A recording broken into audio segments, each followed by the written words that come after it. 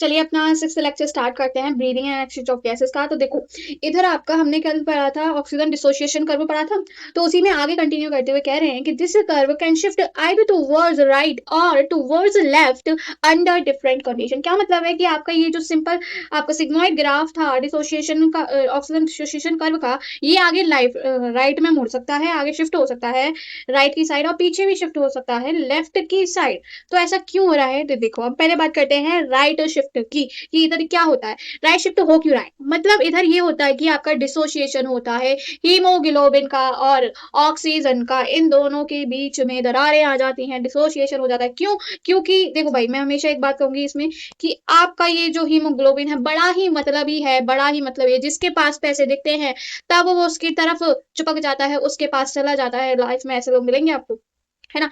छोड़ो, तो ये ऐसा ही है। इधर पैसा है, इधर इस पी फॉर पैसा और पी फॉर पार्शियल प्रेशर। जिसके पास पार्शियल प्रेशर इसका ज्यादा दिखेगा उसी के पास जाएगा, और जिसके पास कम दिखेगा उससे दूर चला जाएगा। मतलब डिसोसिएशन हो जाएगा आपका हीमोग्लोबिन और ऑक्सीजन का। कहाँ पर? टिश्यू पर, टिश्यू साइड पे। देखो ये चीज ध्यान रखना, टिश्यू साइड पे। तो मतलब ऐसा क्यों हो रहा है, क्योंकि आपका पार्शियल प्रेशर ऑक्सीजन का कम है और आपका पार्शियल प्रेशर और कार्बन डाइऑक्साइड का ज्यादा है। साथ में आपका पार्शियल प्रेशर हाइड्रोजन आयन का ज्यादा है, जिस वजह से आपका पीएच लो हो जाता है, कम हो जाता है, एंड टेम्परेचर ज्यादा है। इससे हम कंक्लूजन करें, डिसोसिएशन में सिर्फ आपका क्या कम होता है, डिसोसिएशन में आपका पार्शियल प्रेशर ऑफ ऑक्सीजन कम होता है और पीएच कम होता है। और कहाँ पर होता है डिसोसिएशन, किसका, HbO2 का, वो होता है आपका टिश्यू की साइड पे, टिश्यू की साइड पे। मतलब राइट शिफ्ट में क्या क्या होता है, डिसोसिएशन होता है आपका HbO2 का। कहाँ पर? टिश्यू की साइड। ये फैक्टर डिपेंड करते हैं इस पे, ठीक है, कि आपका डिसोसिएशन होगा। अगर ये फैक्टर आपको मिल गए, मतलब क्या हो रहा है, डिसोसिएशन हो रहा है HbO2 का। ठीक है जी, ठीक है। अब बात करते हैं, अगर लेफ्ट शिफ्ट हो जाए तो वो कैसा क्या होगा उधर।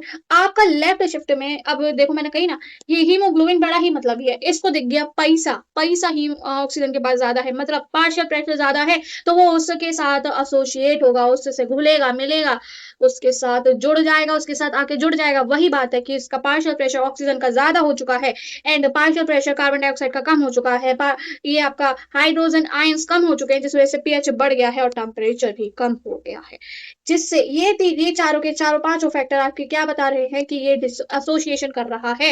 एसोसिएशन हो रहा है किसका, हीमोग्लोबिन और ऑक्सीजन का, जिस वजह से ये जो ग्राफ है वो पीछे की साइड, मतलब लेफ्ट की साइड शिफ्ट हो गया है। सिंपल एज दैट, इसमें कुछ भी रॉकेट साइंस नहीं है।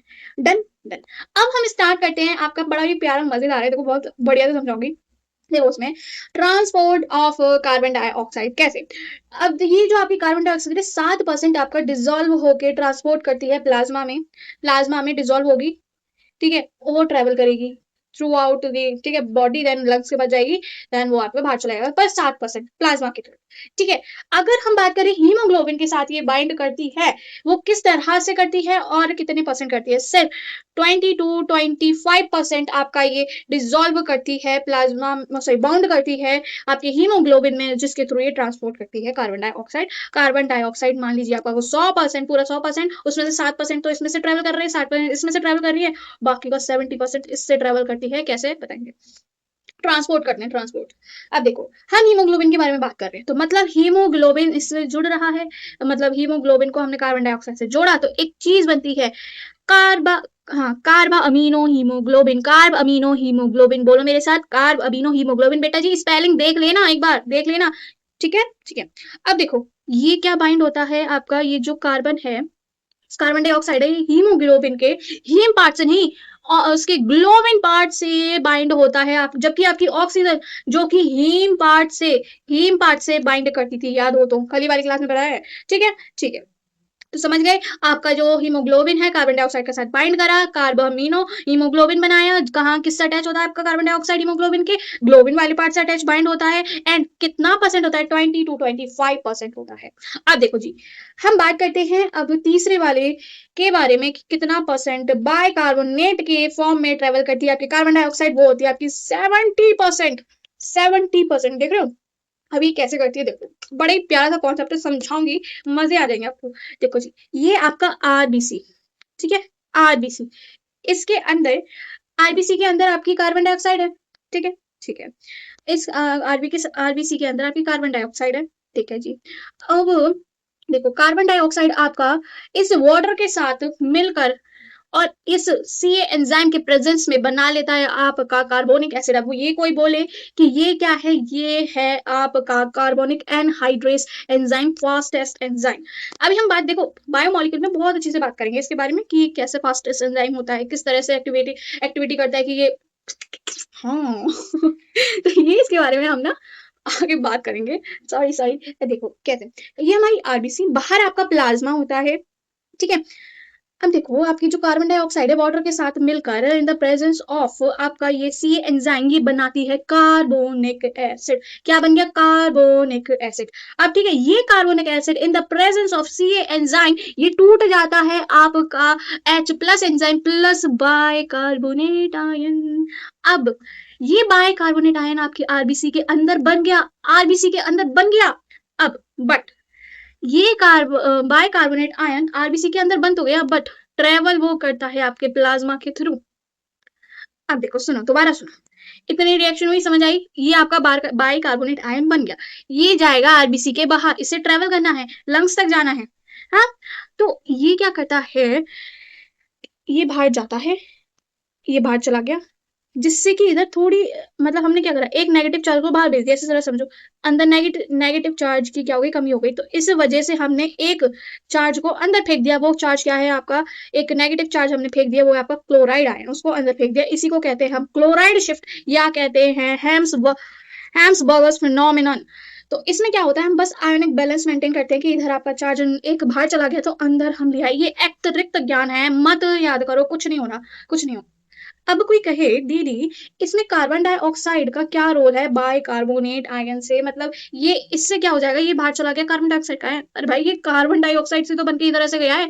अगर किसी को ना समझ में आए तो देखो कल वाली पीपीटी में से देखते हैं, इधर देखो, इधर देखिए आप, कहाँ गया, ये आपके टिश्यू की साइड हो रहा है, ये सब जो हो रहा है वो टिश्यू की साइड हो रहा है। अंदर ये टिश्यू की साइड बन गया आपका बाई कार्बोनेट आयन, ठीक है, आरबीसी के अंदर।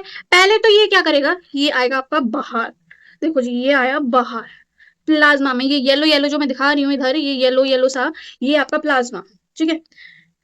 अब ये क्या करेगा, ये बाहर आ गया, ये भाई साहब अब इस प्लाज्मा के थ्रू जाएंगे आपकी कैपिलरी में, देन ये भाई इधर ट्रेवल करते करते करते करते करते छोटा हो जाएगा, ये इधर ट्रेवल करा करा इधर गया, देन इधर right atrium, right ventricle, then travel कर इसने करी इधर गया पल्मोनरी आर्टरी में, पल्मोनरी आर्टरी में से गया ये पल्मोनरी कैपिलरी के पास, देन ये जाता है इधर लंग्स में, लंग्स की आरबीसी में, ये जो लंग्स है आपका इधर, ये लंग्स, ठीक है जी, लंग्स, लंग्स की ये रेड कलर से मैंने दिखा रखी है आरबीसी, क्योंकि इधर छोटा डायग्राम है, थोड़ा सा बड़ा है तो देख लो। अब ये अंदर चला गया, ये अंदर चला गया, ठीक है जी, अभी दिखाओ, ये रहा आपका इधर अंदर आ गया, ये देखो, ये रहा, देख रहे हैं। अब कोई कहेगी अब इसमें कार्बन डाइऑक्साइड कैसे बाहर जाएगी, तो देखो भाई इसमें फिर रिएक्शन, वो ही रिएक्शन रिवर्स में चल जाती है कि अब जो कार्बोनिक आपका ये बाय कार्बोनेट आयन है उसको H प्लस आयन मिल जाएगा इन द प्रेजेंस ऑफ आपका सी एंजाइम, ये फिर से कार्बोनिक एसिड बना लेगा, H2CO3 कार्बोनिक एसिड कहते हैं इसे हम, ठीक है। In the presence of your C enzyme ये कार्बोनिक एसिड टूट जाएगा फिर से कार्बन डाइऑक्साइड एंड वाटर, देखो अब जाएगी भाई आपकी कार्बन डाइऑक्साइड बाहर इस तरह से, लो जी गई बाहर, काम खत्म। देखो ना कितना प्यारा सा कॉन्सेप्ट है यार, पूरी चीज इसी में हो गई। अच्छा बेटा ये लो हो गया काम। अब कोई इधर कंफ्यूजन करे ना कि बाय कार्बोनेट के आयन में कैसे, बाय कार्बोनेट आयन के फॉर्म में हमारी कार्बन डाइऑक्साइड निकली कैसे हमारी बॉडी से, तो वो इस तरह से निकलती है। तो देखो अगर किसी को समझ में ना आए अभी देखेंगे, पहले ये कुछ एनसीईआरटी, चलो अभी देखते हैं, रुक जाओ, ये वाला पहले डायग्राम देखते हैं, देन बाकी बची एनसीईआरटी की लाइन हम पढ़ते हैं। जैसे कि फिर से देखो रिवीजन हो रहा है आपका, ये आपका टिश्यू, ठीक है, टिश्यू के अंदर आपकी इधर क्या है, कार्बन डाइऑक्साइड ज्यादा है, ऑक्सीजन कम है। अब देखो जो जो हमने पढ़ा ना, कितने परसेंट आपकी ऑक्सीजन है ना, ऑक्सीजन, और ये ऑक्सीजन, और कितने परसेंट आपका कार्बन डाइऑक्साइड, ये एंड ये कहाँ गया, ये अब देखो देखो क्या होता है इधर, आपका टिश्यू में ना कार्बन डाइऑक्साइड ज्यादा है, ऑक्सीजन कम है, तो पहले कार्बन डाइऑक्साइड को बाहर भेजना है हमें टिश्यू से बाहर, भाई टिश्यू से निकलो, हमारी टॉक्सिसिटी मत बढ़ाओ, मत एक तरह का तो वेस्ट ही है ना ये, हाँ तो जाओ भाई बाहर जाओ, बाहर जाओ, बाहर जाओ, किस किस तरीके से हम इसे बाहर भेजते, देखो प्लाज्मा के थ्रू तो ये गया डायरेक्टली बाहर कार्बन डाइऑक्साइड 7%, बाकी बचा आपका 20 से 25% आपका हीमोग्लोबिन के साथ बाइंड करके बाहर जाता है बेटू जी, देखो ये रहा, ये रहा क्या, क्योंकि अब क्या दिख रहा है, हीमोग्लोबिन। हीमोग्लोबिन क्या है, बड़ा ही मतलबी सा इंसान है, क्योंकि उसने देख लिया भाई मैं इधर आ रहा था ऑक्सीजन के साथ, अभी मैंने देखा भाई मेरे पास ऑक्सीजन के पास पैसा कम है, और मैंने देखा इस कार्बन डाइऑक्साइड के पास तो पैसा ही पैसा है जी। अब मेरा फायदा इसके साथ नहीं, मेरा फायदा इसके साथ है। ये टूट जाता है, ये इसके साथ बॉन्ड तोड़ लेता है अपना और इसके साथ बना लेता है। यहाँ पे ऑक्सीजन मतलब आपका जो ये कार्बन डाइऑक्साइड है इसका बॉन्ड तोड़ती है इन दोनों के बीच का, खुद इसके साथ जुड़ जाती है, और ऑक्सीजन अकेला रह जाता है बेचारा, बड़ा रो रो के इसके पास जाता है और टिश्यू भी अपना लेती है। क्यों? क्योंकि इसके पास खुद कमी है इस ऑक्सीजन की, बेचारा से सहलाता है, प्यार करता है, वट एवर। ठीक है, तो ये क्या कर रहा है, ऑक्सीजन हीमोग्लोबिन के थ्रू पता चल रही है कैसे सारे है एक ये रिएक्शन। ठीक है, अब वही हम बारे में बात करें कि आपकी कार्बन डाइऑक्साइड ये हमने बाइकार्बोनेट के फॉर्म में देखी थी। देखो हमने कार्बन डाइऑक्साइड 7% इससे इधर देख ली, देखो 7% प्लाज्मा के थ्रू जाती है, ये देख लिया, ये रहा 20 से 25% हीमोग्लोबिन के थ्रू जाती है बाहर, हमने ये भी देख लिया। अब 70% आपकी ही उसके बाइकार्बोनेट के फॉर्म में जाती है, ये तो हम अभी ऊपर देख के हुए आए हैं ये रिएक्शन। तो ये आपकी कार्बन डाइऑक्साइड इसमें ज्यादा है, तो वाटर के साथ रिएक्ट करके in the presence of C enzyme, तो ये इसने बना carbonic acid in the presence of carbon C enzyme, तो ये आपका टूट जाता है H plus ion plus bicarbonate ion, तो ये बाहर चला जाता है। और वो मैंने जैसे बताया था पूरा प्रोसेस की इस तरह जाता है, इस तरह जाता है, फिर ये पूरी रिवर्स हो जाती है रिएक्शन, तो ऑक्सीजन मिल जाती है और फिर बाहर चली जाती है। ठीक है, ठीक है, तो इतना हुआ, ये भी हुआ, हाँ जी हुआ। अब देखो जी, अब इसमें हमें क्या पता चल रहा है, आपका ये H प्लस आयन बढ़ रहा है, हाँ जी बढ़ रहा है ये आरबीसी में। अच्छा ये क्या है, ये आपका टिश्यू, ये जो है आपकी सिस्टमिक कैपिलरी, ये है आपका क्या आरबीसी, आरबीसी के अंदर हो रहा है ये सारा काम। ठीक है, ठीक है जी, अभी यार ऊपर ही बताया था कि ये आपकी आरबीसी है, इसमें रिएक्शन हो रही है, तो ऑब्वियसली ठीक है। अब देखो जी, ऑक्सीजन, अच्छा एक ये कारण होता है आपका ऑक्सीजन और हीमोग्लोबिन के टूटने का, एक और कारण होता है आपका ये हाइड्रोजन आयन बढ़ते जा रहे बेटा। देखो अभी क्या पढ़ा था, इनके बीच में क्यों बॉन्ड टूटते हैं, क्योंकि इसका पार्शियल प्रेशर कम और इसका ज्यादा और ये भी ज्यादा। अब क्या कहता है आपका हीमोग्लोबिन, यार ऑक्सीजन तो कम है इधर, ऑक्सीजन का पार्शियल प्रेशर कम है, मेरे को ये दिख रहा है ये घूम रहा है पैसे वाला, ज्यादा ज्यादा दिख रहा है मुझे H प्लस आयन, तो मैं इसके साथ दोस्ती कर लेता हूँ। इसने इसके साथ दोस्ती कर ली और इसका तोड़ दिया। तो इससे हमें ये पता चलता है आपका कार्बन डाइऑक्साइड का पार्शियल प्रेशर ज्यादा होता है और हाइड्रोजन आयन ज्यादा होते हैं, इस वजह से इन दोनों की दोस्ती टूट जाती है। तो ये आपका ऑक्सीजन बेचारा अकेला इधर आ जाता है और ये टिश्यू उसको बहुत प्यार करता है, क्योंकि उसको भी खुद जरूरत होती है भाई। और बाकी 3% आपका ऑक्सीजन खुद इसके थ्रू चला जाता है। ठीक है, प्लाज्मा के थ्रू। इतना प्यारा कॉन्सेप्ट था, कुछ भी था इसमें। आप देखो कुछ एनसीईआरटी लाइंस बची हुई हैं, देख लो फटाफट से कि आपका जो बाइकार्बोनेट है फॉर्म होता है आपकी आरबीसी में, but always travel dissolve in plasma. क्या बताया था मैंने अभी कि ये आपका बना इधर, इधर आपका बाइकार्बोनेट आयन बना, ये आरबीसी में बना, दिख रहा है ये आरबीसी में बना, बट जब ये ट्रेवल करता है ना, ये बाहर आके, एक मिनट, बाहर आके इसके प्लाज्मा में आ गया, प्लाज्मा के थ्रू इधर होते होते होते होते इधर जाएगा, फिर इधर जाएगा, फिर इधर जाएगा, फिर इधर जाएगा, फिर इधर जाएगा, फिर इधर चला जाएगा। देखो इधर आ गया, बस यही बता रही थी मैं। ठीक है, ये मतलब हो गया कि बनता तो आरबीसी में, लेकिन ट्रेवल्स तो आपका बाहर प्लाज्मा में जाके हो रहा है ना, बस ये है। ठीक है, ठीक है, आपका ये जो आपका कार्बोनिक एनहाइड्रेस एंजाइम है, ये पूरी रिएक्शन करवा रहा है, इसके बारे में बहुत अच्छे से हम बायोमोलिक्यूल वाले चैप्टर में पढ़ेंगे। अब देखो आपका ये कार्बोनिक एनहाइड्रेस एंजाइम एनसीईआरटी में लिखी हुई ये लाइन कि बनता ये जो आपका सबसे ज्यादा होता तो ये आपकी आरबीसी में है, ये वाला जो सी एंजाइम है, मतलब आपका कार्बोनिक एनहाइड्रेस एंजाइम है, वो होता तो आपका सबसे ज्यादा आरबीसी में है, लेकिन कुछ अमाउंट में आपका प्लाज्मा में भी मिलता है, but in some amount also in plasma, ऐसा कुछ अमाउंट प्लाज्मा में भी होता है, किसका, कार्बोनिक एनहाइड्रेस का। ठीक है जी, ठीक है, ये तो हमने बता ही दिया था। अब देखो डेटा वेस्ट क्वेश्चन याद रखना कि आपका 100 ml डीऑक्सीजनेटेड ब्लड में होती कितनी कार्बन डाइऑक्साइड होती है, 4 ml कार्बन डाइऑक्साइड होती है। किसके पास होती है वो, एल्वेओलाई की तरफ, मतलब लंग्स के पास डिलीवर होती है।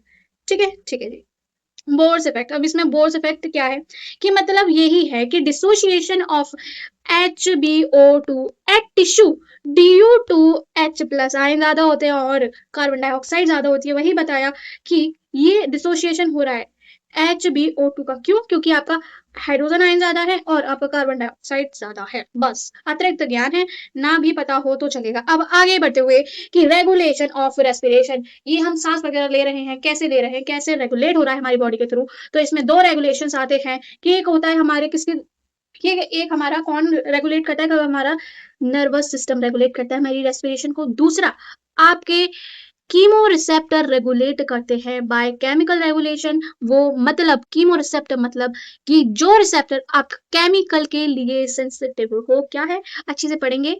अगर कोई केमिकल से मिल जाए तो वो रिसेप्टर आपका एक्टिवेट हो जाता है। ठीक है, ठीक है। अब पहले सबसे पहले 1 बाय 1 पढ़ते हैं इसके बारे में कि नर्वस रेगुलेशन ये कैसे रेगुलेट करता है हमारी रेस्पिरेशन को। तो देखो जी, हमारे ब्रेन में दो पार्ट, हमारा ब्रेन देखो, हमारे ब्रेन में एक आपको ये स्ट्रक्चर देखने को मिलेगा, एक ये स्ट्रक्चर देखने को मिलेगा।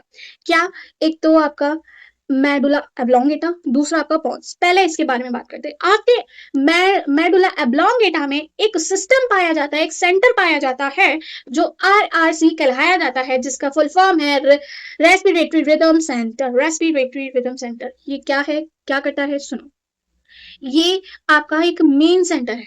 ये आपका RRC हमारी रेस्पिरेशन के लिए बड़ा ही मेन सेंटर है कि ये रेगुलेट करता है हमारी ब्रीदिंग को। चाहे हम नॉर्मल सांस ले रहे हैं, चाहे हम फोर्सफुल सांस ले रहे हैं।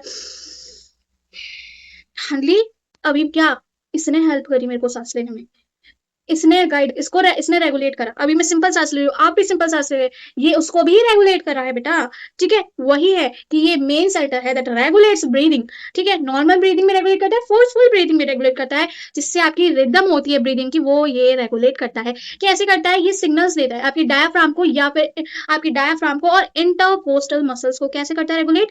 सिग्नल देके। किसको? डायफ्राम को या फिर इंटरकोस्टल मसल्स को। आपको ये और ये बिल्कुल पता होना चाहिए। अब देखो, आपका हम दूसरे सेंटर के बारे में बात करते हैं, वो है आपका CP। CP क्या है? Pneumotaxic centre. ये क्या है? ये मिलता है आपके पॉन्स में। पॉन्स में ये सेंटर आपका मिलता है, जिसको हम और क्या कह सकते हैं, इसको कहते हैं switch off centre. Switch off centre कहते हैं इस PC को। तो ये करता क्या है? तो ये मेन है तो आपका RRC ही है। अब देखते हैं ये क्या करता है। देखो, signals from this reduced the duration of inhalation, but the driven signaling या फिर अरे भाई मेरी जबान, सिंग सिंग सिंग अरे सिग्नल है ना, signaling, okay, signaling the RRC that makes the necessary change।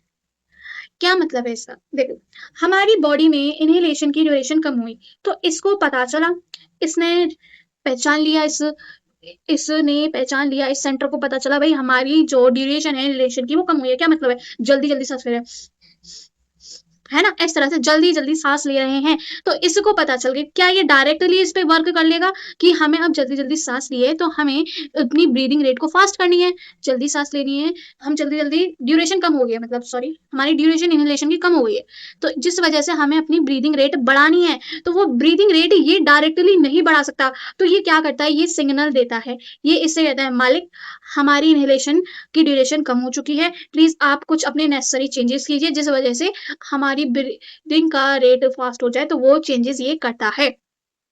ठीक है, कैसे करेगा भाई? वही कर देगा, इसको सिग्नल देगा डायफ्राम को और इंटरकोस्टल मसल्स को, ये जल्दी कॉन्ट्रैक्ट करेंगे और जल्दी रिलैक्स करेंगे जल्दी जल्दी, जिस वजह से आपकी ब्रीदिंग का रेट फास्ट हो जाएगा।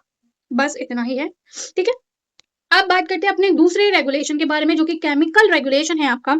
एक आता है आपका सेंट्रल कीमो रिसेप्टर इसमें, और एक आता है पेरिफेरल कीमो रिसेप्टर। क्या है ये? पहले हम बात करते हैं सेंट्रल कीमो रिसेप्टर के बारे में। देखो, ये जो सेंट्रल कीमो रिसेप्टर है वो आपका कहाँ पे लोकेटेड होता है? ये RRC के पास लोकेटेड होता है, ब्रेन में। ऑब्वियसली ब्रेन में ही होगा RRC, क्योंकि आपका मेडुला एब्लोंगेटा किसका पार्ट है? ब्रेन का। और ब्रेन में भी किसका पार्ट है? हाइंड ब्रेन का पार्ट है। तो ऑब्वियसली अगर कह रहे हैं नियर दी RRC, तो आपको ब्रेन में मिलेगा ही। ठीक है, ठीक है, ठीक है, ज्यादा परेशान नहीं। अब देखो, increase in carbon dioxide and hydrogen ions in CFC। हो मेरा दिमाग, CSF में मतलब कि आपका सेरिब्रोस्पाइनल फ्लूइड। ये क्या होता है? ये आपके ब्रेन में होता है, एक क्लियर लिक्विड होता है ये, फ्लूइड से मतलब समझ में आ रहा है, लिक्विड है, ये क्लियर लिक्विड होता है जो हमारे ब्रेन और स्पाइनल कॉर्ड में होता है, जो कि ये हमें प्रोटेक्शन प्रोवाइड कराता है। ठीक है जी, ठीक है। हमें इतना जानना ही नहीं है, मैं बता रही हूँ बस। एक ब्रेन में आपका फ्लूइड होता है बस, ठीक है, जो कि प्रोटेक्ट करता है हमारे ब्रेन को और स्पाइनल कॉर्ड। ठीक है। तो मतलब क्या, अगर हमारे सी एफ हाँ सी एस एफ में मतलब हमारे सेरिब्रोस्पाइनल फ्लूइड में आपके कार्बन डाइऑक्साइड की कॉन्सेंट्रेशन और आपके H+ आयन बढ़ जाते हैं, तो ये रिसेप्टर एक्टिवेट हो जाते हैं, सेंसिटिव हो जाते हैं और फर्दर सिग्नल किसको देते हैं? आरआरसी को भाई। आरआरसी हमारे पप्पा जी हैं, हमारे माता जी हैं, सब कुछ यही है ना। ये जो भी कुछ होगा सब सिग्नल इसको ही दिए जाएंगे। ठीक है, ठीक है। क्या मतलब कि आपका अगर कार्बन डाइऑक्साइड बढ़ जाती है, H+ आयन बढ़ जाते हैं हमारे सी एस एफ में, मेरी ना सॉरी CSF में आपकी ये दोनों चीज बढ़ जाती है, तो ये रिसेप्टर एक्टिवेट हो जाते हैं एंड फिर ये सिग्नल देते हैं RRC को। ठीक है, जिस वजह से आपकी ब्रीदिंग रेट बढ़ जाती है। कोई पूछे बढ़ ही क्यों जाती है भाई? आपकी कार्बन डाइऑक्साइड ज्यादा हो गई है बॉडी में, जिसकी वजह से आपको क्या करना है? इस कार्बन डाइऑक्साइड को हटाना है, ऑक्सीजन लेके आना है ना। ऑक्सीजन लेके आना है तो किस तरह से लेंगे? आप ज्यादा ज्यादा ब्रीथ करो, जिसकी वजह से ऑक्सीजन ज्यादा आएगी, है ना। तो इसीलिए तो हमें अपना ब्रीदिंग रेट बढ़ाना है। हाँ जी। अब देखिए आप, अब दूसरे के बारे में बात करते हैं कि स्पाइरल पेरिफेरल कीमोरिसेप्टर्स। ये क्या है? इसमें दो बॉडीज आती है हमारी, एक आती है आपकी आयोटेड बॉडी, एक आती है आपकी कैरोटेड बॉडी। अब ये दोनों क्या है, कहाँ होती हैं? ये आयोटिक बॉडी आपकी मिलती हैं आयोटा के अंदर, आयोटा के अंदर इसके कीमो रिसेप्टर्स मिलते हैं। आयोटा के अंदर इसकी आयोटिक बॉडी के कीमो रिसेप्टर मिलते हैं। वहीं इस आपके कैरोटेड बॉडी है, ठीक है। कैरोटेड बॉडी के रिसेप्टर आपके कीमो रिसेप्टर्स वो आपके मिलते हैं कैरोटेड आर्टरी के अंदर। क्या मतलब? आपका ये कैरोटेड बॉडी है, ठीक है, तो ये कहाँ मिलते हैं इसके कीमो रिसेप्टर? इसके कीमो रिसेप्टर कहाँ मिलते हैं? इसके कीमो रिसेप्टर्स मिलते हैं आपके कैरोटिड आर्टरी के अंदर। ठीक है, वही लिखा हुआ है, कैरोटिड आर्टरी के मिलते हैं इसमें आयोटा के अंदर, इस बॉडी के। और इस बॉडी के कहाँ मिलते हैं? कैरोटिड आर्टरी के अंदर कीमो रिसेप्टर मिलते हैं, बस। ठीक है, अब ये क्या होता है? अच्छा, कैरोटिड आर्टरी जिसको नहीं पता, वो आर्टरी जो कि आपकी ब्रेन को सप्लाई देती है। ठीक है जी, ठीक है। अब ये दोनों मिलकर क्या करते हैं? जो भी चेंज आता है आपका H+ आयन में और कार्बन डाइऑक्साइड में, हमारे ब्लड के अंदर जो भी चेंज आता है इन दोनों का, वो डिटेक्ट करते हैं। कैसे पता चलता है? अगर इन दोनों की कॉन्सेंट्रेशन ज्यादा हो जाती है, तो ये भाई फिर से अपने पिताजी माताजी के पास जाते हैं और सिग्नल देते हैं, माताजी पिताजी ये प्रॉब्लम हो गई है, जरा आप थोड़ी सी सॉल्यूशन दे दीजिए। तो ये सॉल्यूशन देता है कि ब्रीदिंग रेट को बढ़ा देता है, बस।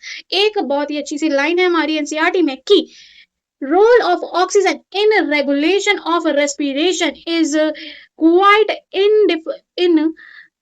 इनसिग्निफिकेंट, मतलब कि कोई रोल नहीं होता हमारे रेगुलेशन में, रेस्पिरेशन के रेगुलेशन में इसका कोई रोल नहीं होता है। इसका जो रोल है क्या है? इनसिग्निफिकेंट है, जो कि हमें पता नहीं है, डिफाइन नहीं है, एक तौर से कह सकते हैं। इसका रोल जो ऑक्सीजन का रोल है, इसमें कोई डिफाइन नहीं है, इसका कोई रोल है नहीं है सच। ठीक है, तो ये लाइन एज इट इज याद रखना। ठीक है, अब थोड़े से क्वेश्चन उस पर आगे बढ़ते हुए देखो, असर्शन दे रखा है at the tissue side partial pressure of carbon dioxide is high. बिल्कुल सही बात है, टिश्यू की साइड हमारा कार्बन डाइऑक्साइड का प्रेशर हाई होता है, ठीक है, ऑक्सीजन का कम होता है। रीजन क्या कह रहा है? Catabolism occurs increase in partial pressure of oxygen at tissue। यार कितनी प्यारी लाइन है। ऑब्वियसली भाई ये हमारा वेस्ट है, कार्बन डाइऑक्साइड वेस्ट है।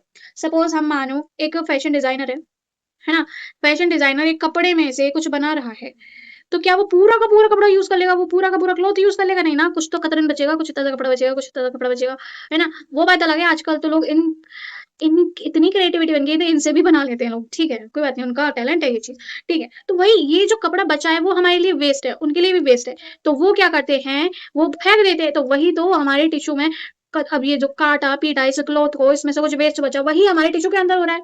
ठीक है, रिएक्शंस हो रही है, कैटाबॉलिज्म मतलब कि काटना पीटना, उसमें से बचा आपका क्या, जिससे आपका बन जाता है क्या? वेस्ट प्रोडक्ट, आपका कार्बन डाइऑक्साइड टिश्यू के पास। तभी तो आपका टिश्यू की साइड पार्शियल प्रेशर हाई हो रहा है। तो मतलब ये बिल्कुल दोनों की बात दोनों की दोनों करेक्ट है। ऊपर से ये वाला जो असर्शन है, इसका ये वाला जो रीजन है बिल्कुल करेक्ट एक्सप्लेनेशन है इस असर्शन का। ठीक है जी, ठीक है। अब देखो आपको सही और गलत बात का पता लगाना है। आपका जो ऑक्सीजन है get bound to haemoglobin in lung surface, बिल्कुल सही बात है, due to high partial pressure of carbon dioxide. यार यहाँ तक तो सही आ रहे थे, क्या पता कोई अंधा निकल आए यहाँ तक पूरा ही से सही कर दे। नहीं भाई, बात सही है। आपका कार्बन डाइऑक्साइड बाइंड करता है हीमोग्लोबिन से लंग के पास, लेकिन हाई पार्शियल प्रेशर ऑक्सीजन का होता है तभी तो बाइंड करेगा। आपका जो हीमोग्लोबिन इसके साथ ऐसे थोड़ी बाइंड कर जाएगा। वैसे भी हीमोग्लोबिन बहुत शेल्फिश है, जहां जिसके पास रुपया ज्यादा होता है उससे तो बाइंड कर जाता है। तो ठीक है, ये बात आपकी गलत हो गई। ठीक है, अब देखो ध्यान से पढ़ना, आंखें खोल के पढ़ना। Every 1000 ml of oxygenated blood can deliver around 5 ml of O2 to the blood to the tissue under normal physiological condition।